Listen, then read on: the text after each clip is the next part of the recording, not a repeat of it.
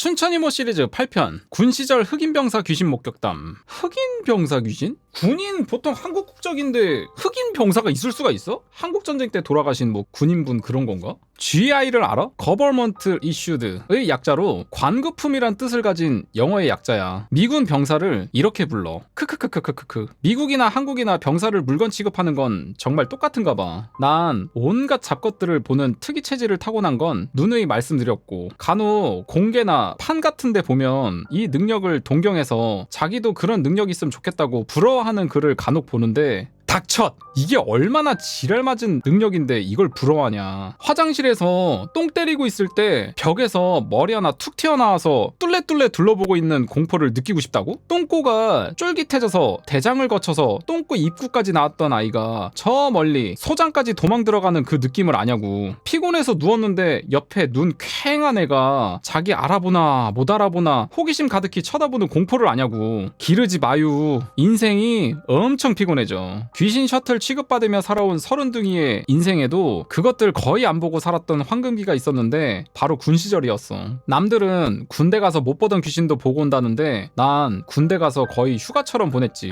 우리 부대는 웬일인지 귀신이 없더라고. 뭔 이유인진 모르겠지만 둥이가 논산훈련소를 거쳐서 사령부에 갔다가 저 멀리 후방에 있던 자대를 배치받은 이병 때부터 제대하는 그날까지 귀신은 딱 2명만 봤거든. 2명만 본 게 적게 본 거구나. 진짜 밖에 오지게 많은 거보다. 인생 피곤하겠다. 이건 둥이의 인생사에서 거의 귀신에 시달리지 않은 유일한 근 2년이었어. 군대에서 본 귀신도 좀 특이했는데 그 얘기를 해줄게. 내가 군대에서 귀신을 처음 본 것은 상병이 되고서였어. 자대에 가선 정말 눈코 뜰 새 없이 2병, 1병 생활을 보내고는 상병이 될 즈음이야. 일단 우리 부대를 얘기하자면 저 멀고 먼 남쪽 나라 후방에 위치한 작은 독립 단위부대였어. 일단 지역은 대구에 사단본부가 있는 54단 위수지역이었는데 우리 부대는 54단이랑은 전혀 상관이 없었지. 우리 부대에서 좌측으로 한 200~300m 옆에 54연대가 하나 주둔하고 있었는데 우린 연대에서 훈련을 하건 비상이 걸리건 상관없이 우리 할 일만 하는 하리마우 부대였고, 행정반이랑 공병부 애들을 제외하곤 작업조차 없는 당나라 군대였어. 가을에 산으로 쌀이비 만들 나무를 하러 가는데 너무 심심했던 병장, 상병이 너도 나도 작업을 따라가려고 해서 작업 인원을 짬밥순으로 위에서부터 끊어야 하는 그런 부대였어. 인원도 단출해서 간부까지 탈탈 털어야 겨우 200도 못 채우는 부대였고, 야간에 2시간을 한 초소에 30분씩 밀어내기 식으로 근무하는 게 근무의 다였지. 물론 위병소는 제외하고. 도시의 부심쯤에 위치하고 있었는데 부대 바로 앞이 큰 공원이라 민간인 구경 실컷 하고 밤마다 지나가는 행인들에게 부탁해서 신우님을 영접하던 부대. 그래도 술은 안 마셨어. 먹는 건 봐주는데 술은 한 잔만 마셔도 바로 입창시켜버리는 골 때리는 부대라서. 우리 부대는 원래 미군들이 미군 부대로 지은 부대를 70년대 초에 한국군이 인수받으면서 만들어진 부대라서 중대장실, 행정반, 목욕탕, 세탁실, 그리고 3개 내무반이 있던 본부 건물을 제외하곤 식당 건물, 창고들, 그리고 각종 부속 건물들은 미군이 지은 거 그대로 사용했는데 정말 건물 하나는 말도 안 되게 튼튼하게 짓더라고. 벽에 못 하나 박을래도 그 튼튼한 시멘트 못 몇 개는 구부러뜨려야 간신히 벽에 못 하나 박았으니까. 미군 BOQ 건물이 2동 있었는데 한 동은 운동기구 같은 거 넣어두는 창고로 썼고 한 동은 PX와 면회실로 만들었는데 완전 죽는 줄 알았네. 못질 하느라고. 그런데 이놈의 부대가 군부대치곤 정말 명당 자리에 만들어졌는지 부대를 들어가도 굉장히 따뜻한 느낌이 들고 그랬거든. 그래서 그런지 군부대에 귀신들이 없는 거야. 부대치곤 특이 케이스지. 내가 여기서 상병 때 처음으로 귀신을 봤다고 그랬잖아? 내가 상병이 막 되고는 선임과의 근무는 안녕하고 거의 후임들과 근무를 서게 될 무렵이었어. 보통 군대 근무 보면 선임은 고가초소에 올라가고 후임은 밑에서 근무하잖아? 우린 그런 거 없었어. 부대에 고가초소가 딸랑 하나밖에 없었거든. 나머지 3군데 부대 귀퉁이에 있던 초소인데 담에 붙어서 나무로 1m 정도 높이로 올라갈 수 있게 만든 근무대에서 고참은 부대 밖에 보면서 놀고 후임은 부대 안쪽에서 혹시 올지 모를 간부를 경계하는 그런 근무였거든. 그렇게 선임된 권리를 만끽하던 어느 날이었어. 그날도 새벽 근무였는데 난 근무대에 올라가 총 세워두고는 담 하나 사이로 보이는 바깥 세상을 감상하고 있었는데 담 바로 밑이 인도거든? 좌측 멀리서 여자 하나가 걸어오는 거야. 군대에서 여자는 모두가 소녀시대지. 지나가는 여자를 보고 있는데 내 눈밑을 지나서 멀리 사라져 가더라고. 난 그녀가 귀신일 줄은 꿈에도 몰랐거든? 아씨. 군대에서 여자를 봐서 기뻐하고 있었는데 귀신이었노. 아이씨. 최악이네. 그런데 근무 설 때마다 마주쳤는데 처음엔 웬 인연? 이러고 좋아했는데 그녀가 사람이 아닌 걸 느끼게 되었어. 그건 매일 지나다니는 그녀가 항상 똑같은 반팔티와 치마를 입고 있었거든. 심지어 눈보라치는 겨울에도 말이야. 처음 보게 되었을 때 몇 번 보고는 확인차 후임을 불러 올린 적이 있었는데 날도 수산하고 배도 고프다 그치? 그러지 말입니다. 야! 좌측으로 고개 돌려봐. 뭐가 보이냐? 두이상민이? 아무것도 없지 말입니다. 그래? 내려가 봐라. 그때 그녀가 내 바로 밑을 지나고 있었는데 말이야. 그런데 매일 새벽 근무를 설 때마다 보던 역이었지만 내게 해도 끼치지 않았고 날 쳐다본 적도 없어서 나도 무섭진 않았어. 그냥 익숙한 존재가 되어버린 거지. 야, 근데 어쩌다가 거기를 방황하게 되는 귀신이 됐을까? 참. 그렇게 내 군대 첫 귀신과의 밍밍한 얘기가 끝이 나나 했는데 제대쯤 처음이자 마지막으로 그녀가 내게 말을 붙였어. 에? 그날은 제대가 2주쯤 앞으로 온 날이었는데 마지막으로 야간 근무를 나가게 되었거든. 근무판 짜는 후임이 두이뱀 오늘만 나가시면 야간 근무 없지 말입니다 그러더라고. 난 새벽에 근무를 나갔고 언제나처럼 그녀를 보게 된 거야. 난 멀리서 걸어와서 내 눈밑을 지나가는 그녀를 보고는 속으로 잘 있어라 너랑도 오늘이 끝이구나 하고 속으로 마지막 인사를 했거든. 그런데 날 지나 몇 걸음 간 그녀가 갑자기 딱 서는 거야. 그러더니 놀라 뒷모습을 쳐다보고 있는 날 휙 돌아보더니 처음이자 마지막으로 한마디 했어. 제대한다며? 그 말을 마치곤 어버버하는 날 두고는 다시 돌아서 언제나처럼 사라졌는데 그 말에 아쉬움 같은 게 있었지.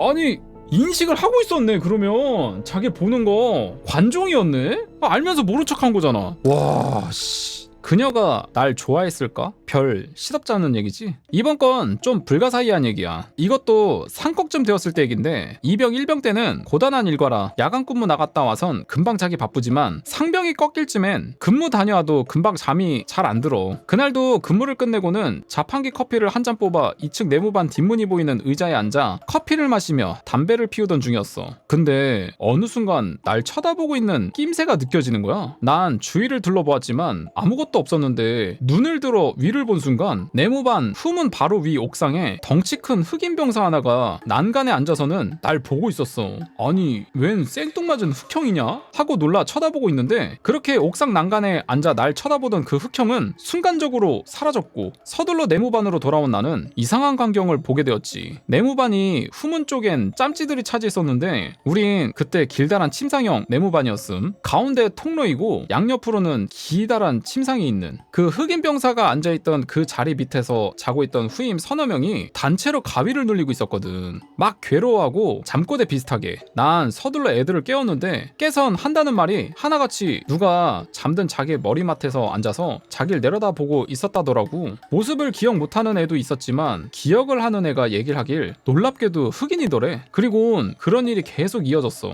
그러다 보니 그 자리에서 자던 후임들은 잠자기 힘들어하고 근무 나간 고참 자리에서 몰래 자다가 깨지고. 물론 난 그럴 때마다 그 흑형을 여러 번 봤거든. 옥상엔 대공초소라고 기관총 딸랑 한정밖에 없는데 왜 맨날 거기에 앉아있는지. 그런데 그 흑형의 모습이 무섭거나 하진 않았어. 항상 슬픈 기분이었고 외로운 느낌이랄까? 그땐 이모한테 연락도 못했어. 전화가 행정반과 당직실 가운데 딱 하나 있었는데 간부들도 다 듣고 왔다 갔다 하는데 흑형 솔저 귀신 나타났다고 상담할 수는 없잖아? 근데 진짜 웃기게 내가 해결한 거야. 지금도 그런 골 때리는 해결책을 어찌 낸 건지 웃겨. 난 그 병사 귀신이 예전 우리 부대가 미군 부대였을 때 부대에서 살자를 하거나 사고로 죽은 병사였을 거라 생각했어. 갑자기 나온 건지 어디 갔다 온 건지 숨어 지낸 건지는 나도 몰라. 하지만 이 영만리 타국에서 외로워하고 있단 건 절절히 느끼겠더라고. 가위 눌린 후임들에게 물어봐도 해코지하거나 한 것도 아니고 그냥 지켜만 봤다니까 해칠 마음은 애초에 없었다고 생각했어. 그래서 내가 이 흑형을 고향 땅 미국으로 보내주기로 결심한 거야. 귀신은 물을 못 건넌단 말이 있잖아? 그래서 일본 땅은 갈 곳 없는 귀신으로 바글바글 하다던데 우리 부대는 편한 대신 보급품은 진짜 겁나 후졌었어. 국방생 모포를 덮고 잤는데 USA 마크 찍힌 게 태반이었고 알루미늄 수통엔 제조일이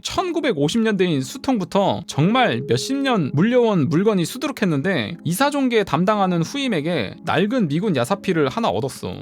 진짜 군대 지금은 지금은 안 그런데 진짜 예전에는 진짜 농담 아니고 거의 뭐 전쟁통에 썼던 수통 쓴다고 막 그런 얘기 많았었죠. 진짜 다 썩은 수통. 우리 부대 야삽도 나무자루가 튼튼하게 달린 6.25 때 물건. 오래된 미군 야삽 케이스를 하나 얻어 옥상에 그 흑형 출몰 지역에 놓고 한글 모를까봐 되도 않는 영어를 한 줄로 썼네. Hey, soldier로 시작된 그 짧은 편지는 지금 기억나는 내용으로 대충 이래. 이봐, 흑형, 남의 나라에서 귀신 생활하려니 많이 외롭지? 집에 가고 싶어? 내가 좀 도울 수 있을 것 같은데. 내 친구가 다음 달에 미국 유학을 가. 흑형이 이 케이스에 들어간다면 내가 친구 편에 미국 보내줄게. 대신 갈 때까지 얌전히 있어야 돼. 이런 내용의 편지를 써서 옥상에 야전사피랑 같이 놓아두고는 이틀인가 후에 올라가 봤는데 느낌에 딱 케이스에 깃들었다는 느낌이 오더라고. 그 뒤에 외박을 나가선 내 친구한테 건네주고는 미국 도착하면 좀 태워달라고 부탁을 했어. 뭔 미친 짓이냐며 의아해했지만 별 어려운 부탁이 아닌지라 들어줬는데 그 뒤로 한 번도 본 적이 없고 가위를 눌리는 후임들도 없었던 걸 보면 아마 고향 땅에 잘 갔으리라 믿어. 나중에 친구한테 물어보니 그때 도착해서는 그날 밤에 태웠다고 하더라고. 크크크크. 흑형, 고향 땅이 좋지요? 라고 하면서 춘천 이모 8편 군시절 흑인병사 귀신 목격담이 마무리가 되었습니다. 와... 이게 어쨌든 간에 이 글쓴이 분이 귀신을 볼 수가 있으니까 이렇게 또 해결을 하네요. 저렇게 해서라도 고국으로 이제 돌아갔으니까 얼마나 다행입니까. 정말 좋은 일 한 겁니다. 글쓴이 분께서. 고향을 그리워하는 외국 군인이라. 춘천 이모 시리즈 9편 이모 남친 박수무당 칠뜨기 아저씨. 하나 더 정리해서 올립니다. 편한 밤 되십시오. 예전에도 내가 얘기했지. 난 어려서부터 귀신들 장난감으로 발탁된 기구한 운명을 타고났어. 죽으란 법은 없는지 평생의 은인이신 이모를 만나 지금까지 건강하게 살고는 있지만 아마 이모를 못 만났으면 어린 나이에 미쳐서 죽었던지 살자를 했겠지. 내가 어린 시절 그런 거에 시달리게 될 쯤엔 난 처음에 다른 사람들도 다 그런 것들 보고 그러는 줄 알았어. 내가 유별나단 걸 처음 알았을 때 얼마나 서러워하며 울었던지 몰라. 몇 날을 대성통곡을 하는데 나중엔 우는 것도 무섭더라. 사람이 울면 기력이 딸려서 걔들은 더 좋아하는 거 모르지? 귀신의 자비심? 그런 건 기대도 하지 마. 귀신은 철저한 약육강식인 것 같아. 약하다 싶으면 철저하게 밟아. 아마 죽으면 그런 동물적인 본능이 지배하게 되는 것 같아. 내가 우리 동네 양아치 귀신 얘기했잖아? 내가 지금 벼르고 있지. 평생 밤에 다니지도 못하고 방에 갇혀 살 순 없잖아? 공교롭게 이모가 아프신 후 그놈을 만난 거라 내가 지금은 맥없이 당하고 있지만 이모만 몸 좀 추리시면 이모 손잡고 쫓아가서 아주 내 얼굴 무서워서 쳐다도 못 보게 자근자근 밟아놓을 거야. 육실얼련. 내가 어린 시절부터 그쪽이랑 인연이 되어 그쪽 일 하는 분들도 많이 보고 귀여움도 많이 받았는데 오늘은 이모 남친인 박수 아저씨 얘기를 할게. 이 아저씨한테 부탁드려도 되는데 난 총 한 방 쏴서 잡기보단 아주 미사일로 밀어버릴 생각이야. 아무래도 아저씨는 이모보다는 사이즈가 많이 딸려서. 아저씨 미안. 설마 오유는 안 하겠지? 박수라고 알지? 남자 무속인을 박수라고 불러. 이모 주변 분 중에 평생을 이모를 짝사랑하신 박수 아저씨가 계셔. 이 아저씨가 이모 주변을 해바라기처럼 맴돌기 시작한 게 벌써 나도 태어나기 전이라니. 30년이 넘었지. 30년을 한 여자만 짝사랑하고 곁을 지킨다는 거 정말 대단하지 않아? 이 아저씨한테 이모가 붙여준 별명이 칠뜨기야. 아저씨 없을 땐 우리끼리 부르는 별명이기도 하고 이 아저씨는 별명과는 달리 정말 훤칠한 키에 잘생긴 얼굴로 정말 여자께나 울리셨을 수려한 외모에 성격도 시원하게 남자답고 자상하기도 해서 진짜 인기가 많거든. 근데 이모 앞에만 오면 맨날 혼나고 어리버리한 게 딱 모자란 칠뜨기야. 사랑의 힘은 그런 거지. 사랑하면 이길 수 없는 거잖아. 박수는 주로 구판에서 북 잡는 고수를 많이 하시는데 이 아저씨는 이모 한마디면 어디든 따라가시는 딸랑이셔. 지금은 시흥에 작은 굿당을 하시는데 이모 병간호 하신다고 서울로 거의 매일 출퇴근하셔서 신집은 개점 휴업 상태야. 그러다 모시는 몸주신한테 한번 치도곤을 당하실 것 같아. 내가 아저씨 안 힘드시냐고 물어도 이모 위한 일이라며 교과서 대답이나 하시고 뭐 안 보면 하루 종일 아무것도 안 잡힌다나? 병이지 뭐. 난 고준이한테도 그리 못할 것 같은데. 그런데 두 분은 맺어지긴 힘든가 봐. 이모도 겉으론 쌀쌀맞게 대하셔도 속은 안 그러신 걸 내가 아는데 어떤 여자가 30년 일편단심으로 자기 좋다고 쫓아다니는 남자를 싫어하겠어. 없고 살아도 모자라지. 근데 이모가 모신 신도 아저씨가 모신 신도 두 분의 결합을 원치 않으신다네. 완전 두 사람 보면 로미오랑 줄리엣 보는 것 같아. 마음이. 나쁜 신할배들 같으니라고. 두 분은 연배도 비슷하시고 여러 가지 통하는 점이 많지만 가진 달란트 차이가 많이 나셔. 예전에 어릴 적에 내가 유치한 질문을 했거든. 애들 하는 유치한 질문 있잖아. 이모랑 아저씨랑 싸우면 누가 이겨? 이모가 아저씨를 보시더니 웃으며 엄지손가락을 척 세우시는 거야. 난 아저씨가 최고란 얘기인 줄 알았더니 이모 말, 얜 내가 이 손가락 하나로도 눌러버릴 수 있지 하시더라고. 아저씨는 아무 반박도 못하시고 얼굴 빨개지셔선 이 사람이 애한테 무슨 만 하셨고, 난 아이의 직감으로 딱 캐치했지. 헐, 이 아저씨 우리 이모 밥이구나. 이런 아저씨를 이사 가느라 헤어졌다가 대학 때 이모를 만나서 다시 회유를 했어. 반가워하시는 건 이로 말할 수 없으시고 가족이 없는 이모도 아저씨도 날 아들처럼 이뻐하셨으니까. 그런 우리 칠대기 아저씨는 내가 대학 입학 후 다시 만나셨을 땐 좀 특이한 일을 하고 계셨어. 뭐라고 해야 하나? 무속 도우미?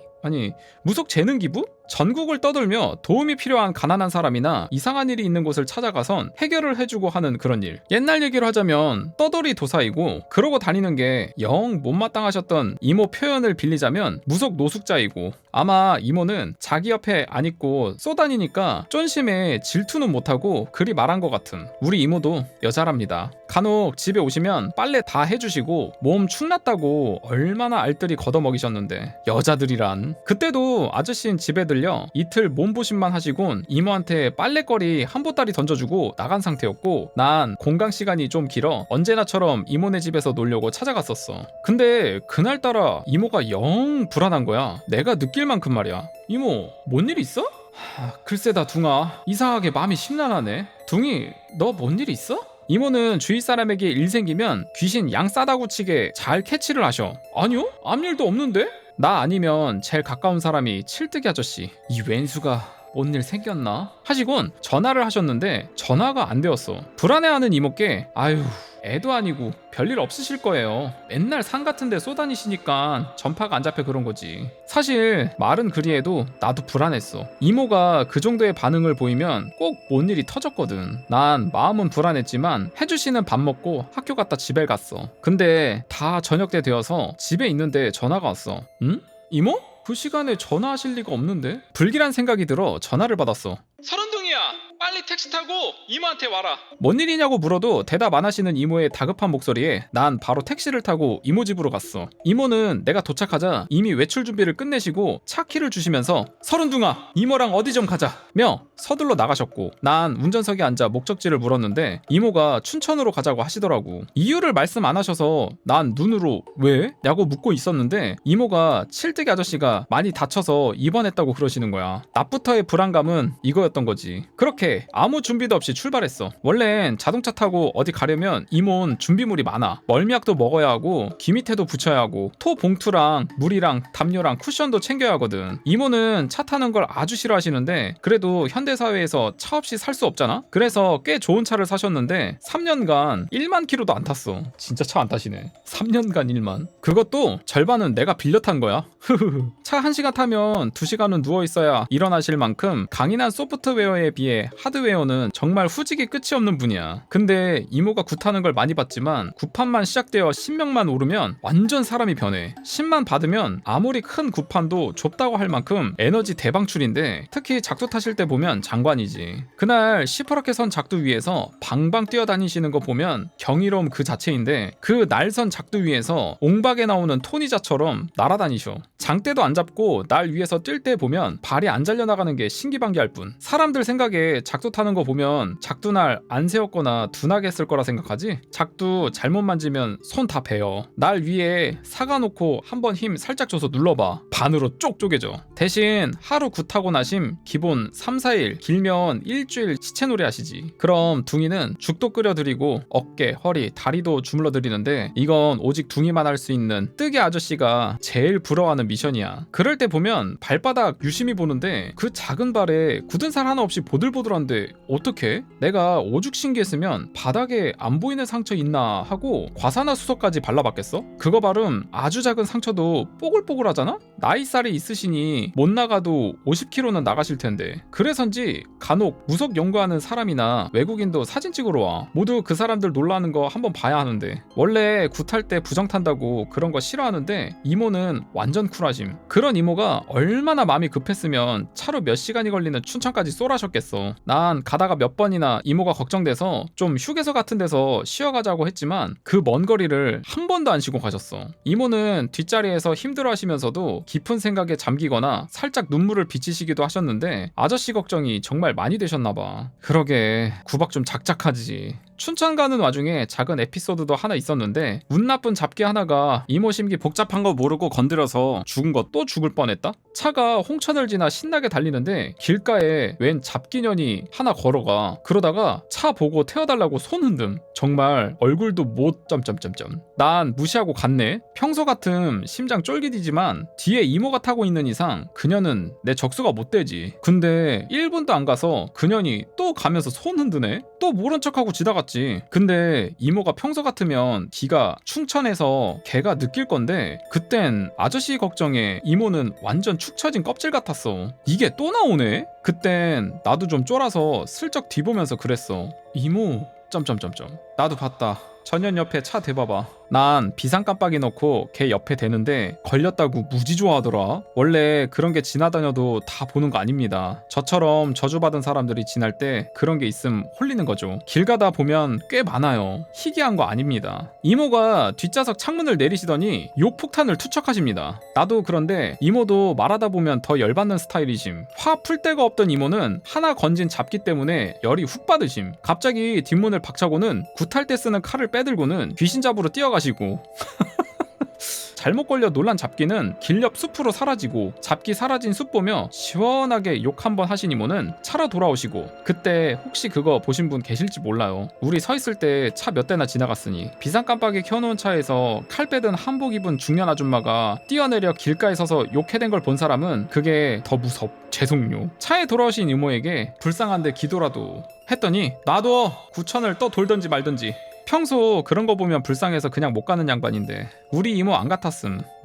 점점점점. 말썽쟁이가 우리 이모 속을 다 뒤집어 놓아 발효 숙성까지 될 즈음 차는 춘천에 도착했어. 그곳으로 불러내신 연락했던 아저씨 친구분이 마중을 나오셨는데 그분은 난 처음 뵀는데 이모랑은 잘 안 와봄. 아저씨 친구 완전 죄인 표정으로 병원 안내를 시작했어. 이모 눈치 슬금슬금 보면서 이모는 한마디도 병원 도착할 때까지 안 함. 이윽고 차가 병원에 도착하고는 내가 주차시키고 있는데 이모 그 몇 초를 못 참고 차에서 뛰어나가심. 난 또 놀램. 이모까지 입원시킬 뻔했음. 아저씨 친구랑 난 벙쪄서 주차시키고 급히 따라가는데 이모는 병실도 모르는데 이미 병원 들어갔고 우린 병실로 쫓아갔어. 이모 능력이면 뜨기가 어디 있는지쯤은 훤히 보일 테니까. 병실 앞에 도착해서는 친구분이랑 안에 동정 살피는데 안에서 욕 샤우팅이 터져나옴. 김경호 온 줄 알겠어요 이모. 병원 복도까지 쩌렁쩌렁 울리는 욕 샤우팅을 들으면서 우린 뜨기 아저씨가 살아있기만을 기원했지. 한참 그러더니 욕 1절이 끝난 듯 잠시 조용한 틈을 타 병실로 들어갔는데 오마이갓 못 볼 꼴을 봤어. 병원 침대에 아저씨가 오른발을 통째로 기부스를 하고는 발이 천장에 대롱대롱 매달려 있고 얼굴은 여기저기 반창고 붙이곤 침대를 세워 고개를 푹 숙이고 완전 엄마한테 제대로 혼나는 말썽장이 아들 폼으로 있고 이모는 녹이 충천해서 우리 불쌍한 뜨기 아저씨 잡는 중이고 난 분위기 보다가 이모에게 마실 거 매점 가서 좀 사온다고 도망쳐 나왔지. 거기에 있음 나까지 벼락 맞을 것 같았거든. 왜냐하면 나도 이모가 생각하는 말썽꾸러기 철부지 남자들 중 하나니까. 그때 병실을 나오는 나를 나도 좀 살려달라고 애절한 눈빛으로 쳐다보던 아저씨랑 친구분 눈빛을 잊지 못할 거예요. 미안해요 유유. 나부터 좀 살고요. 내가 나오자 2절이 시작되었고 난 음료수를 사고도 한참을 민기적거리다가 폭풍이 지나간 후에 병실로 갔네. 살짝 들어가서 이모의 취조를 구경했어. 사고가 난 곳은 춘천이 아니라 양구야 양구. 군 미필이나 여자분은 양구 잘 모르실 건데 이 고구려 때부터 내려온 오래된 오래된 지명의 지방은 최소한 병사에겐 지옥이야. 상여 나갈 때 앞잡이가 종치면서 하는 소리. 이제 가면 언제 오나 원통에서 못 살겠네. 그거 따서 얘기하는 군대 오지 중 오지인 인제. 원통보다 한 단계 업그레이드 지옥. 오죽하면 인제 가면 인제 오나 원통에서 못 살겠네 뒤에 그래도 양구보다는 나으리라 라고 할까? 배기보충대나 논산훈련소 가는 인원 중에 군대 오기 전 나쁜 짓 많이 하면 가는 지옥이라 불리는 그런 곳에서도 한참 더 들어간 마을에 이상한 일이 생긴 거야. 가축들이 죽어가고 사람이 여럿 상하고 아프고 폐가망신 막 당하고 농작물도 시들고 막 이러다가 큰 괴사건이 하나 났는데 강원도라 이 마을도 수도는 들어오는데 안 쓰고 훨씬 물맛 좋은 오래된 우물을 식수로 사용했다고 해. 근데 어느 날부터 물맛이 이상하더라고 해. 그렇게 하루하루 지내다 물맛이 너무 이상해서 우물을 열었는데 거기 우물도 모터 장치를 하고 뭐 들어가거나 빠지지 말라고 위에 큰 쇠로 뚜껑을 하고 열쇠까지 잠궈뒀다는데 우물을 열어보니 제법 큰 고양이가 빠져 죽어 썩어가더라고 해. 막 들어갈 리 없는 쓰레기들도 들어가 있고 열쇠는 마을 이장님만 가지고 계시고 열은 적도 없는데 말이야. 그런 일이 일어나니 평소 아는 사람 통해 아저씨 친구분에게 연락이 갔고 아저씨는 친구분 부탁으로 도우러 가셨던 거지. 그렇게 양구에 도착해서 두 분이 같이 마을로 가셨는데 마을에 가신 두 분은 맨 먼저 산신께 인사를 드리러 갔다고 해. 원래 강원도처럼 깊은 산은 산마다 산신이 계시고 그 일대에서 일장 먹고 계시거든. 원래 다른 지방도 산마다 산신이 계시긴 한데 사람들이 하도 파헤치고 도로 놓고 전봇대 받고 철탑 받고 해서 별 힘을 못 쓰시는데 그래도 강원도처럼 산이 비교적 좋은 곳은 아직 상당한 파워를 자랑하신다고 해. 간단한 음식을 준비하곤 산신에게 인사를 하는데 아저씨가 절을 하시는데 아저씨는 절 하시느라 못 보고 친구분이 본 바로는 아저씨가 땅에 머리를 조아리며 절을 하는 순간 갑자기 앞에 몇 미터 언덕 위에 있던 사람 머리보다 더 큰 돌이 굴러 떨어지면서 한번 빵 튕기면서 절하느라 고개 숙이고 계신 아저씨 머리로 곧장 날아들었다고 하더군. 근데 아저씨도 보통은 아닌지라 날아드는 돌을 보고는 황급히 몸을 일으키셨는데 정확하게 아저씨 머리가 있던 곳을 딱 찍은 돌이 아저씨 오른발을 노리고 팍! 아저씨 다리가 똑! 골절이 심해 복합 골절 당하심. 삐뽀삐뽀하고 원통 안 가고 큰 도시인 춘천으로 가셔서 수술하셨다는. 그런 후 친구분이 아저씨 물건 챙기는데 핸드폰에 부재중 전화 수십 통이 딱. 아저씨는 부정 탄다고 벨소리 진동해놓은 거라 모르신 거고 그 덕에 이모 속은 썩어나고 맞을 듯 했지 뭐. 그러고 말을 듣던 이모는 그 야밤에 아저씨 친구를 앞세우고 현장 검증을 나가심. 나보고 아저씨 보라고 하고. 정말 우리 이모의 행동력 하나는. 아저씨 간호하고 있는데 그 와중에 이모가 걱정 많이 한 얘기하니 뿌듯해서 죽으려고 하심. 이 양반이 다친 다리 한번 세게 맞아야? 그렇게 몇 시간이 흘러 졸리기 시작할 쯤 이모가 문 박차고 들어오심. 한밤중에 또 구타를 시작하시네. 미쳤어 왜 감당도 못할 걸 건드려 왜 막 이러시면서 다친 다리에서 먼 데만 골라 때리심. 아저씨는 뭐가 그리 잘못했는지 싹싹 빌고 그러시더니 날 보시고는 둥이야 차에 가서 이모 전화 좀 가져와 하심. 이모는 전화도 좀만 오래 하시면 머리 아파 죽는다는 분인데 오밤중에 전화를 찾으셔서 가져다 드렸더니 사발 통문을 돌리시는 거야. 이모 친구들한테. 이모가 친한 친구들 뭐 하시는 분이겠어? 몽땅 신발 죽이는 무당. 전부 통화하시면서 날짜 뽑아보라 하고 약속 잡으심. 이모 화가 많이 나셨지. 우리 뜨기는 잡아도 나만 잡는다. 딴 놈은 건들면 죽어의 마인드이신 이모는 박수 아저씨를 그리 만든 놈을 용서 않기로 하신 거야. 나보곤 다음날 올라가서 나중에 이모들 데리고 같이 오라고 하셨어. 학교 갔다가 일주일인가 열흘쯤 후에 이모들 4명 모시고 다시 내려가서 춘천서 병문안 갔다가 그 마을로 갔어. 이모들은 어릴 때부터 자주 봐서 아주 친하고 이모가 설명을 해주는데 엄청 강한 놈인데 사악한 놈만 아니면 산신 자리에도 오를 수 있는 엄청난 놈이라고 했어. 그래서 거기 끼어든 건데 너무 강해서 원래 터잡고 있던 산신도 내쫓지를 못하신다고. 그 와중에 그중 한 이모는 뜨기 아저씨를 짝사랑하시는데 그 이모가 만신이 일이 많은데 강원도 귀신 다 때려잡고도 남겠다고 자긴 아저씨 병간호하겠다고 남아있으려고 하다가 이모한테 머리칼 죄다 뽑힐 뻔함.